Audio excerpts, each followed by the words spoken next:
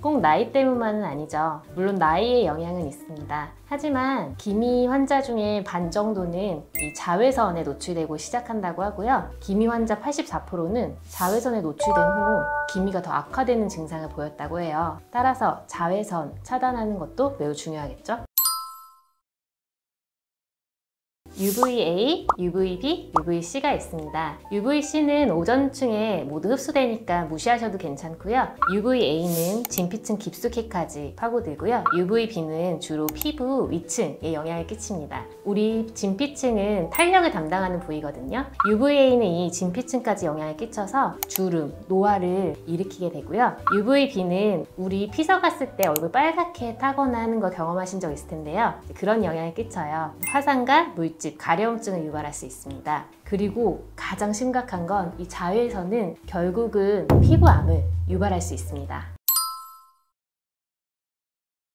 흐린 날이나 겨울철에도 UVA는 거의 여름철과 동일하게 조사되고 있고요. 다만 UVB는 50% 정도로 줄어든다고 해요. 그렇지만 UVA를 차단하기 위해서 꼭 자외선 차단제를 바르셔야 합니다. 흐린 날에도 UVA는 70%에서 80% 정도 지면에 도달한다고 하거든요. 그래서 자외선 차단제 꼭 바르셔야 돼요. 구름이 두텁게 낀 날이라도 자외선은 50%까지만 차단된다고 하고요. 심지어 수심 60cm까지 자외선은 투과된다고 해요. 흐린 날에는 파장이 짧은 UVB는 50%까지 차단되고, 파장이 긴 UVA는 흐린 날에도 여과 없이 피부에 도달하게 되거든요. 그래서 흐린 날에는 UVA 차단 효과가 높은 선크림을 바르시는 게 좋습니다.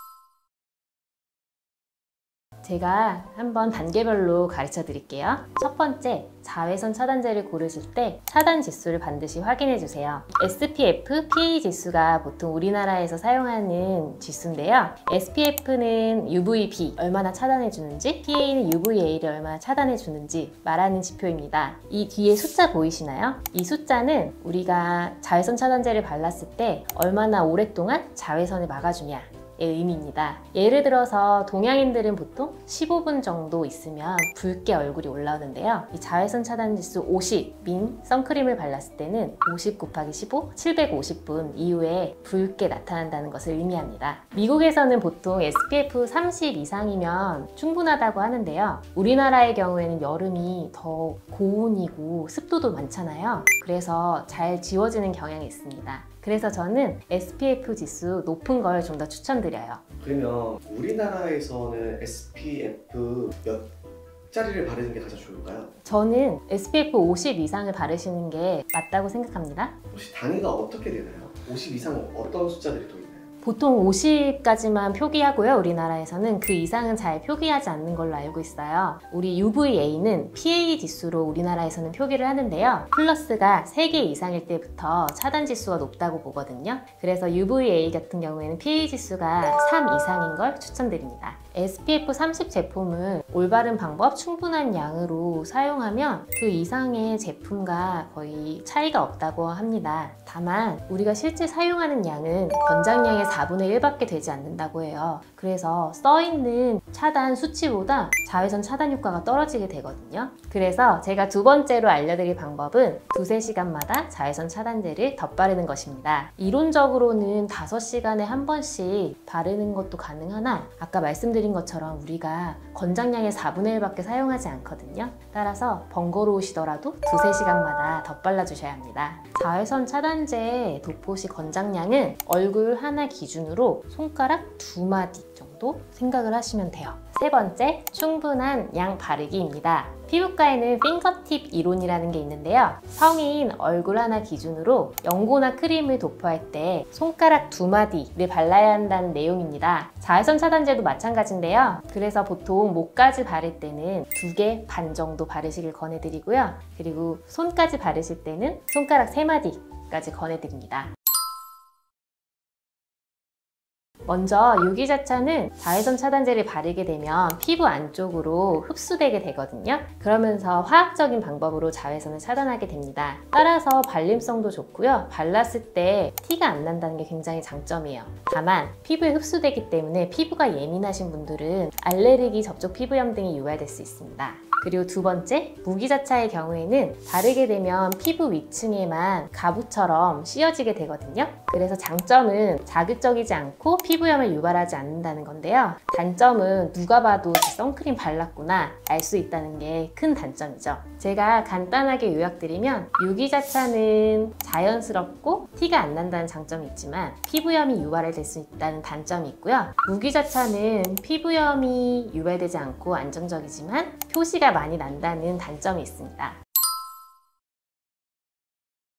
여드름이 많은 분들의 가장 큰 고민 중에 하나가 색소 침착인데요. 그래서 자외선 차단제는 꼭 바르셔야 돼요. 아까 말씀드린 것처럼 무기자차는 피부에 바르게 되면 가부처럼 씌어지기 때문에 모공도 같이 막을 수 있거든요. 그래서 여드름이 심하신 분은 유기자차를 좀 더 권해드리는데요. 다만 여드름이 많으면서 피부가 민감한 분들이 있어요. 그런 분들은 유기자차를 바르면 알레르기 피부염이 잘 생길 수 있어요. 그래서 무기자차를 바르되 입자리 작은 거를 바르시면 여드름이 유발되는 걸 막을 수 있어요. 대신에 클렌징을 꼼꼼하게 해주셔야 합니다. 제가 주로 사용하는 제품을 소개해 드릴게요. 저는 피부가 조금 민감한 편이라 알러지가 없는 걸 사용하는 편인데요. 그래서 병원에서 처방받아 쓸 수 있는 선크림을 주로 바르기는 해요. 근데 모든 분들이 병원에 오셔서 선크림을 처방받을 수 없으니까 제가 올리브영에 가서 괜찮은 걸 찾아봤거든요. 민감한 분들이 쓰시기에 괜찮은 자외선 차단제는 이 제품입니다. 아토베리어 제품이고요. 무기자차라 피부가 예민하신 분들도 사용하기 괜찮아 보이더라고요. 그리고 나는 피부가 민감하지 않고 괜찮아, 아무거나 발라도 괜찮아 하시는 분들을 위해서 한 가지 더 소개해 드릴게요. 바로 자작나무 수분 선크림인데요. 가격도 싸고 유기자차 성분이 주로 들어있지만 자극이 심하지 않은 성분들로 되어 있어서 청소년부터 성인 남자들까지 쓰기에 좋은 제품인 것 같더라고요. 물론 아니죠. 대부분 클렌징 오일을 꼭 쓰라고 말씀을 하는데요. 제가 의심이 좀 많은 성격이라 논문을 한번 찾아봤거든요. 실제로 유기자차를 발랐을 땐 클렌징 폼이나 오일이나 세정 효과가 비슷한데요. 다만 무기자차를 발랐을 때는 클렌징 폼으로는 자외선 차단제가 잘 지워지지 않고 꼭 오일을 써야 한다는 내용이 있었습니다. 그러면 선크림을 제대로 닦아내지 않을 경우 발생될 수 있는 피부 질환이 있을까요? 자외선 차단제가 깨끗이 닦여지지 않으면 유기자차의 경우에는 알레르기 피부염을 유발할 수 있고요. 무기자차의 경우 모공을 막으면서 여드름, 모낭염을 심화시킬 수 있어요. 그렇기 때문에 꼭 제대로 이중 세안을 하셔야 합니다.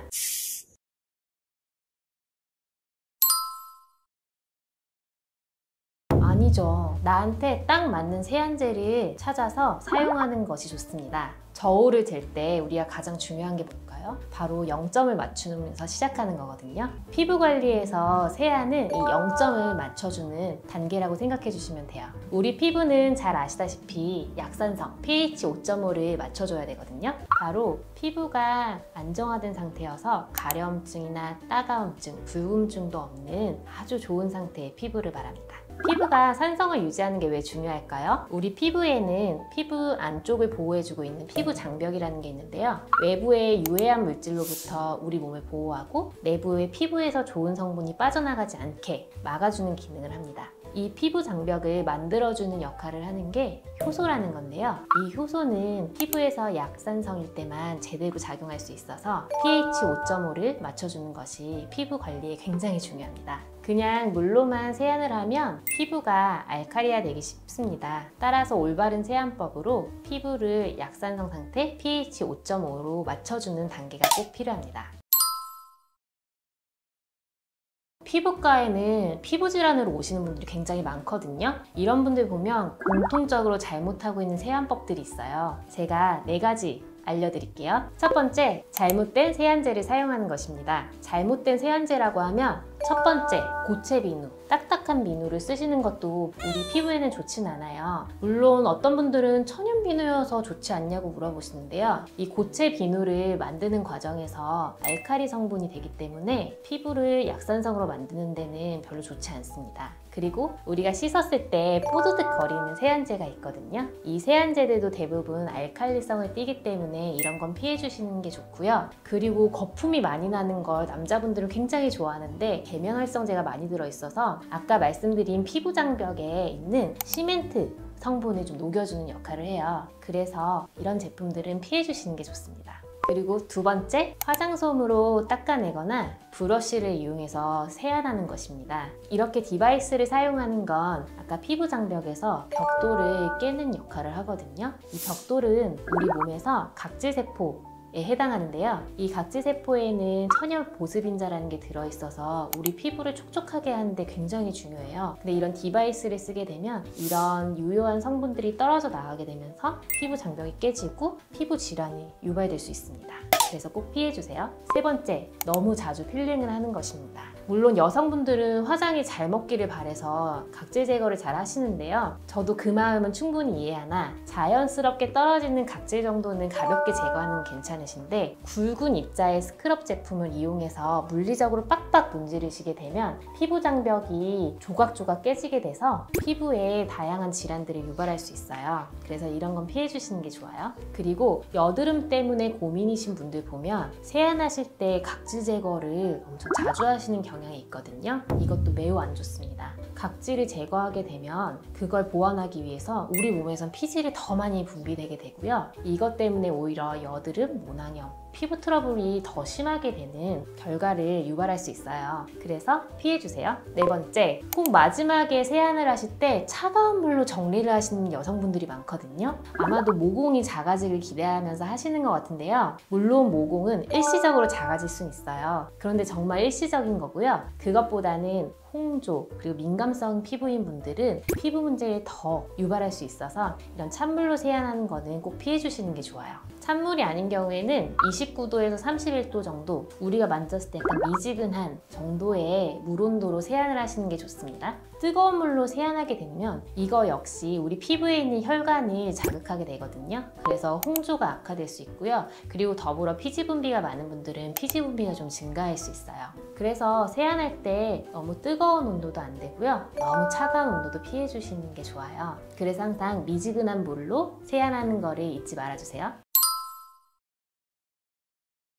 물론 나쁘죠. 당연히 건조한 분들은 자주 세안을 안 하실 것 같은데요. 여드름이 많은 분들, 자기는 5번이고 6번이고 기름 낄 때마다 세안을 하신다고 하거든요. 꼭 피해 주시는 게 좋습니다. 한 연구 결과를 보면 세안을 3번 이상 하게 될 경우에 이런 피지가 많고 여드름이 많으신 분들은 여드름 같은 트러블이 더 심해진다는 보고도 있었어요. 그래서 하루에 2번, 아침 저녁에만 해주시는 게 좋습니다. 그래서 지금까지 제가 4가지 나쁜 세안법을 말씀드렸는데요. 첫 번째, 잘못된 세안제를 사용하지 마세요. 두 번째, 브러쉬나 화장솜 같은 디바이스를 이용해서 세안하지 마시고요. 세 번째, 필링을 너무 자주 하시면 안 돼요. 네 번째, 너무 차가운 온도도 피부에는 좋지 않습니다. 너무 자주 세안하는 것도 피해 주시는 게 좋습니다. 원장님, 잘못된 세안 습관 중에서 이거는 진짜 나쁘다 피부에 이런 게 있을까요? 제가 꼽는 가장 나쁜 세안법은 필링이 너무 자주 하는 거예요. 이건 피부 장벽을 정말 손으로 쭉쭉 벗겨내는 것과 같기 때문에 꼭 이거는 피해 주시는 게 좋고요. 이렇게 피부 장벽이 손상되게 되면 피부염이 생기기 때문에 치료하시는데 더 많은 시간이 소요될 수 있어요.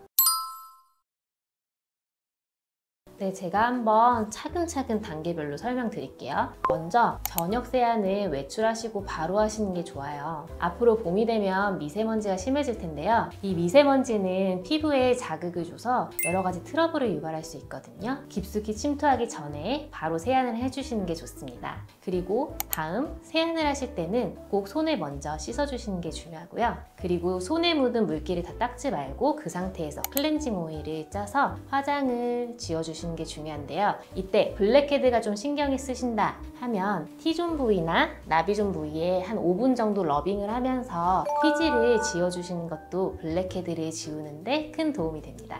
그 뒤 폼 형태의 클렌저를 이용해서 거품으로 마사지한다는 느낌으로 30초 정도 문질러 주시면 되고요. 다음으로 물로 얼굴을 때린다는 느낌으로 손으로 문지르지 않는 상태에서 물로만 세안을 해주시는 게 좋습니다. 마지막으로 얼굴에 남은 물기는 부드러운 타올을 이용해서 톡톡톡톡톡 제거해 주시는 게 중요합니다. 그리고 아침에는 이렇게 이중 세안을 하실 필요는 없고요. 가벼운 약산성 클렌저로 밤 동안 나온 피지를 정리해 주시면 됩니다. 다시 한번 세안하는 법을 정리하면요. 저녁에는 집에 들어와서 바로 세수하기. 손을 꼭 깨끗하게 씻어주시고요. 그리고 물기가 조금 남았을 때 클렌징 오일을 이용해서 러빙을 해서 피지를 녹여주고 다음으로 폼 클렌저로 깨끗이 닦아냅니다. 그리고 물로 가볍게 때리듯이 남은 거품을 정리해주고요. 남은 물기는 수건으로 가볍게 톡톡톡톡 정리해주시면 됩니다. 네, 제가 직접 쓰고 있는 제품을 가져왔는데요. 먼저 클렌징 오일. 바로 한스킨 제품인데요. 여자분들은 아무래도 각질이 조금 제거되는 게 화장이 잘 먹고 더 투명하게 피부가 표현이 되거든요. 그래서 저는 대신에 자극적이지 않은 아아 성분에 들어있는 클렌징 오일을 선호하는 편이에요. 그리고 다음으로는 폼 클렌저의 경우에는 올리브영에서 구매할 수 있는 이 독도 클렌저를 선호하는데요. 피부에 자극적이지 않으면서 거품도 비교적 잘 나는 편이라 클렌징 오일을 깨끗하게 씻어내는 데 도움이 많이 되더라고요. 그리고 제가 아침에 사용하는 제품은 크게 두 가지인데요. 첫 번째로는 피지가 많이 좀 꼈다 하는 날에는 이 히스토랩 엔자임 파우더 워시를 사용하는 편이고요. 그리고 나는 피부가 너무 민감한 날이 있거든요. 그런 날에는 거품이 나지 않으면서 순한 약산성 클렌저를 사용하는 편이에요.